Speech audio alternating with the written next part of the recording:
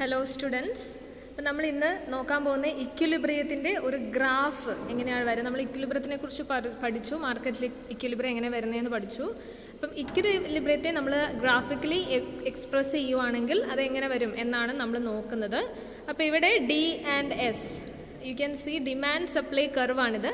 Demand supply curve നമുക്കറിയാവുന്ന പോലെ അതെന്താണ്, അത് ഇൻവേഴ്സ്ലി പ്രപ്പോർഷണൽ ആണ്. ഡിമാൻഡ് കൂടുമ്പോൾ സപ്ലൈ കുറയും, സപ്ലൈ കൂടുമ്പോൾ ഡിമാൻഡ് കുറയും. അപ്പോൾ അത് ഇൻവേഴ്സ്ലി പ്രപ്പോർഷനാണ്, നമുക്കറിയാവുന്ന കാര്യമാണ്. അതുകൊണ്ട് തന്നെ അത് രണ്ടും ക്രോസ് കട്ട് ചെയ്ത് പോവുകയാണ് ചെയ്യുക. ഡി എന്ന് പറയുന്ന ഡിമാൻഡും എസ് എന്ന് പറയുന്നത് സപ്ലൈ ആണ്. അപ്പോൾ അത് രണ്ടും ക്രോസ് കട്ട് ചെയ്ത് പോകുമ്പം at a point called E, ഒരു പോയിന്റിൽ അത് ഇൻ്റർസെക്റ്റ് ചെയ്യുന്നുണ്ട്. രണ്ടും കൂടെ ഇൻ്റർസെക്റ്റ് ചെയ്യുന്നൊരു പോയിന്റ് ഉണ്ട് ഇ. ആ പോയിന്റിനെയാണ് നമ്മൾ എന്ത് പറയുന്നത്, ഇക്വിലിബ്രിയം എന്ന് പറയുന്നത്. So that point is called equilibrium. പിന്നെ നമുക്ക് അതിൽ ഫെമിലിയർ ആവേണ്ട കാര്യം എന്ന് പറഞ്ഞാൽ എ ബി എന്ന് പറയുന്ന രണ്ട് പോയിന്റ് ഉണ്ട്, പിന്നെ സി ഡി എന്ന് പറയുന്ന രണ്ട് പോയിന്റ് ഉണ്ട്. അപ്പം പിന്നെ P1 P2 മൂന്ന് പോയിന്റുകളും ഉണ്ട്. അപ്പോൾ ഇത്രയും കാര്യങ്ങൾ എന്താണെന്നാണ് നമുക്ക് നോക്കേണ്ടത്.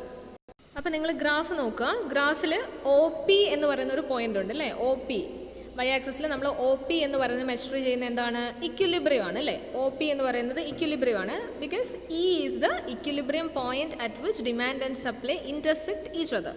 ഓക്കെ, അപ്പോൾ OP എന്ന് പറയുന്നത് ഇക്വിലിബ്രിയം ആണ്, which means demand and supply equals. രണ്ടും ഒരേപോലെയാണ്, ഡിമാൻഡിനനുസരിച്ചുള്ള സപ്ലൈ ഉണ്ട്. അപ്പോൾ OP എന്ന് പറയുന്നത് ഇക്വിലിബ്രിയം പോയിന്റ് ആണ്. ദെൻ അതിൻ്റെ മേലെ ഒരു P1 ഉണ്ട്, താഴെ ഒരു P2 ഉണ്ട്. രണ്ട് പോയിന്റ്സും കൂടെ ഇതിൽ പറയുന്നുണ്ട്, ഗ്രാഫിൽ പറയുന്നുണ്ട്. അപ്പോൾ അത് രണ്ടും എന്താണെന്ന് നമുക്ക് നോക്കാം. അപ്പം OP1 എന്ന് പറഞ്ഞാൽ അതിൻ്റെ അർത്ഥം എന്താണ്, അവിടെ ഡിമാൻഡ് കുറവും സപ്ലൈ കൂടുതലുമാണ്. എക്സസ് സപ്ലൈ എന്നാണ് പറയുന്നത്. Okay, excess supply. OP1 എന്ന് പറയുന്നത് എക്സസ് സപ്ലൈ ആണ്.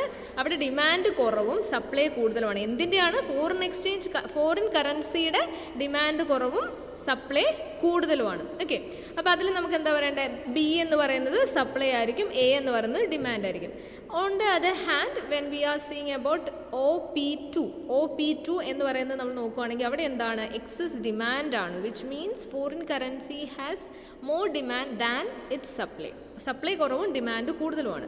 അപ്പോൾ അവിടെ സി ഡി എന്ന് പറയുന്ന രണ്ട് പോയിന്റ് ഉണ്ട് അല്ലേ. അപ്പോൾ അത് ഡി എന്ന് പറയുന്നത് എന്താണ്, ഡിമാൻഡ് ആണ്, സി എന്ന് പറയുന്നത് സപ്ലൈ ആണ്. അപ്പോൾ ഇത്രയും നിങ്ങൾ മനസ്സിലാക്കി വെക്കുക.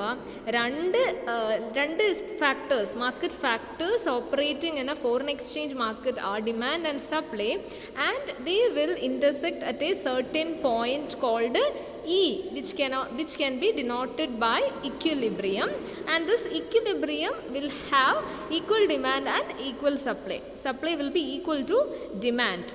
And ഈ മാർക്കറ്റ് സിറ്റുവേഷൻ അങ്ങനെ തന്നെ നിൽക്കുമോ, ഇല്ല, ഇക്വിലിബ്രിയം മാറിക്കൊണ്ടിരിക്കും.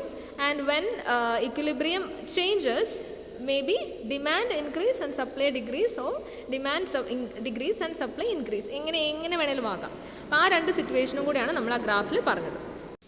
ഗ്രാഫിൽ നമ്മൾ പറഞ്ഞ കാര്യത്തിൻ്റെ എക്സ്പ്ലനേഷൻ ആണ് ഇവിടെ കൊടുത്തിരിക്കുന്നത്. Next we can see what are the factors influencing or determining exchange rate.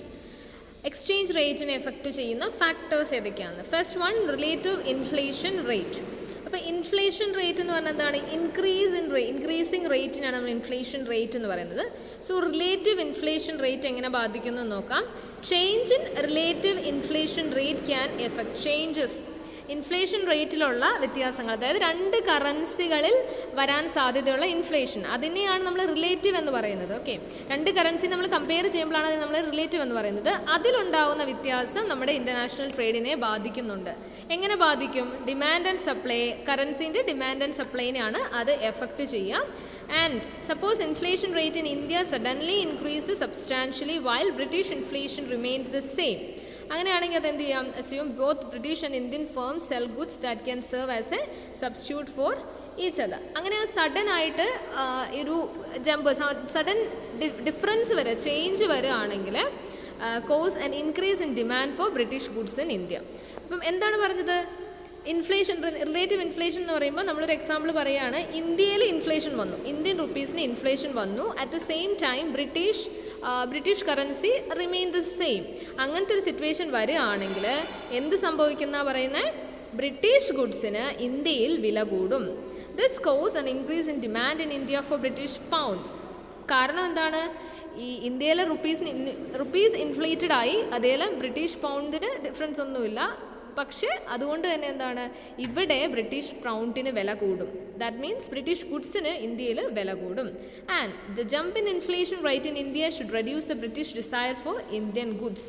അപ്പം ഇന്ത്യയിൽ വില കൂടിയല്ലോ, ഇന്ത്യൻ റുപ്പീസ് ഇൻഫ്ലേറ്റഡ് ആണ്, അതുകൊണ്ട് തന്നെ ഇന്ത്യൻ ഗുഡ്സിൻ്റെയും ഇന്ത്യൻ റുപ്പീസിൻ്റെയും ഡിമാൻഡ് എവിടെ കുറയും? ബ്രിട്ടനിൽ കുറയും. This reduces the supply of pounds for sale.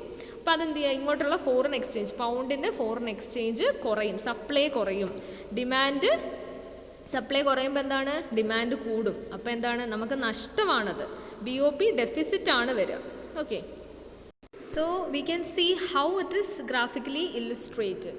So this is a graphical representation of the example we have discussed earlier. ഇവിടെ നമ്മൾ നേരത്തെ കണ്ട ആ ഒരു ഇക്വിലിബ്രിയം പോയിന്റിൽ ഡിമാൻഡ് ആൻഡ് സപ്ലൈ ഉണ്ട്, അതിലൊരു ഇക്വിലിബ്രിയം E എന്ന് പറയുന്ന പോയിന്റ് ഉണ്ട്. സോ നമ്മൾ അതിനെ OP എന്ന് പറഞ്ഞ് റെപ്രസെൻറ്റ് ചെയ്തു. ഇവിടെ OP ഉണ്ട്. നമ്മൾ പറഞ്ഞ എക്സാമ്പിൾ എന്ത് ചെയ്തു? Indian rupee get inflated. അപ്പോൾ അതുകൊണ്ട് തന്നെ ഇന്ത്യൻ റുപ്പീസിന് British pound remain the same. So British പൗണ്ടിന് ഇന്ത്യയിൽ ഡിമാൻഡ് കൂടി, അതേപോലെ തന്നെ അതിൻ്റെ സപ്ലൈ കുറഞ്ഞു. അപ്പോൾ അതെന്താണ്? രണ്ടും ഇൻക്രീസ് ആണ് അല്ലേ? സപ്ലൈ കുറഞ്ഞു, ഡിമാൻഡ് കൂടി. അപ്പോൾ നമുക്ക് വേറൊരു D1 ഉം S1 ഉം കിട്ടി. അതിനും ഒരു ഇക്വിലിബ്രിയം പോയിന്റ് ഉണ്ട്, that is denoted by OP1. Okay, അപ്പോൾ എന്താണ് ശരിക്കും സംഭവിക്കുന്നത്? അങ്ങനെ സംഭവിക്കുമ്പോൾ എന്താണ്? Increased Indian demand for pounds and reduced supply of pounds for sale place upward pressure on the value of pound. അപ്പോൾ ഇവിടെ ഡിമാൻഡ് ഫോർ പൗണ്ട്, കാരണം ഇന്ത്യയിൽ പൗണ്ട് കിട്ടുന്നില്ല. അപ്പോൾ അതുകൊണ്ട് തന്നെ പൗണ്ടിൻ്റെ ഡിമാൻഡ് എവിടെ കൂടി? ഇന്ത്യയിൽ കൂടി. അതുകൊണ്ട് ഡിമാൻഡ് കൂടുമ്പോൾ ഓട്ടോമാറ്റിക്കലി എന്താണ്? സപ്ലൈ കുറയും. ഇന്ത്യൻ റുപ്പീസ് സുലഭമായിട്ട് അവൈലബിൾ ആണ്, പക്ഷേ പൗണ്ട് നമുക്ക് കിട്ടുന്നില്ല. പൗണ്ട് കിട്ടുന്നില്ലാത്തതുകൊണ്ട് തന്നെ പൗണ്ടിൻ്റെ ഡിമാൻഡ് കൂടി. അതുകൊണ്ട് തന്നെ എന്താണ്? ഇതൊരു അപ്വേർഡ് പ്രഷറിലേക്ക്, ഡിമാൻഡ് കൂടി സപ്ലൈ കുറഞ്ഞു, അപ്വേർഡ് പ്രഷറിലേക്കാണ് പോകുന്നത്. അപ്പോൾ അത് അവിടെ എന്താണ്? ഒരു പുതിയ ഇക്വിലിബ്രിയം, അത് മാർക്കറ്റ് തന്നെ സോൾവ് ചെയ്യും. സിറ്റുവേഷൻ മാർക്കറ്റ് തന്നെ സോൾവ് ചെയ്ത് കഴിഞ്ഞ് പിന്നെ പുതിയൊരു ഇക്വിലിബ്രിയത്തിലേക്ക് പോകും. രണ്ടും സിമിലറായി വരുന്ന, ഡിമാൻഡ് ആൻഡ് സപ്ലൈ സിമിലറായി വരുന്ന ഒരു ഇക്വിലിബ്രിയത്തിലേക്ക് മാർക്കറ്റ് തന്നെ പോകും. ഇതിപ്പോൾ നേരെ തിരിച്ചായിരുന്നുവെങ്കിലോ, നമ്മൾ ഇപ്പം ഇന്ത്യയുടെ അതായത് ബ്രിട്ടീഷ് പൗണ്ടാണ് ഇൻക്രീസ് ചെയ്തത്, ഓപ്പോസിറ്റ് ഫോഴ്സ് ആണ്. ബ്രിട്ടീഷ് പൗണ്ട് ഇൻക്രീസ് ചെയ്തു, Indian rupee remain the same ആയിരുന്നെങ്കിലോ നേരെ തിരിച്ചാണ് സംഭവിക്കുക. ഓക്കെ, ഓപ്പോസിറ്റ് ആയിട്ടുള്ളൊരു കാര്യം സംഭവിക്കും. അപ്പോൾ നമ്മൾ എന്താ മനസ്സിലാക്കി വെക്കണ്ടേ? Inflation in one country would mean a rise in price of commodity in that country. ഇപ്പോൾ ഇവിടെ ഇൻഫ്ലേഷൻ നടന്നിട്ടുണ്ടെങ്കിൽ ഇവിടെയാണ് സാധനങ്ങൾക്ക് വില കൂടുക. അതേപോലെ തന്നെ ആ എന്താ reduction in means A reduction in demand for the commodity. Okay, demand കുറയും. വില കൂടുമ്പോൾ ആളുകൾ സാധനം വാങ്ങുമോ? ഇല്ല. ഇൻഫ്ലേഷൻ കൂടുമ്പോൾ എല്ലാത്തിനും വില കൂടും. വില കൂടുമ്പോൾ ആളുകൾ സാധനം വാങ്ങില്ല. അപ്പോൾ കമ്മോഡിറ്റീസിൻ്റെ ഡിമാൻഡ് ഡിക്രീസ് ചെയ്യും. അപ്പം reduction in demand four currency of the, അങ്ങനെ എന്താകും? ഓട്ടോമാറ്റിക്കലി ആ ഒരു കൺട്രിയിലെ കറൻസിയുടെ വില കുറയും. അപ്പോൾ പിന്നെ അതെന്ത് ചെയ്യും? പിന്നെ അങ്ങനെ കുറച്ച് കഴിഞ്ഞ് കഴിയുമ്പോൾ അത് വീണ്ടും ഇക്വിലിബ്രിയത്തിലേക്ക് പോകും. അപ്പോൾ ഈ മാർക്കറ്റ് കണ്ടീഷൻസ് ഇങ്ങനെ മാറി വരികയാണ് ചെയ്യുക. അപ്പോൾ ഇക്വിലിബ്രിയം പോയിന്റ് എന്നൊക്കെ പറയുന്നത് ഷോർട്ടാണ്, എല്ലാം ഷോർട്ടായിട്ട് തന്നെ. ഇൻഫ്ലേഷൻ വന്ന് ഇൻഫ്ലേഷൻ കുറഞ്ഞ് ഇക്വിലിബ്രിയം എത്തുന്നു, പിന്നെ പിന്നെയും ഇൻഫ്ലേഷൻ വരുന്നു, കുറയുന്നു, ഇക്വിലിബ്രിയത്തിൽ എത്തുന്നു. അങ്ങനെ ഒരു സൈക്കിളായിട്ട് പോവുകയാണ് ചെയ്യുന്നത്.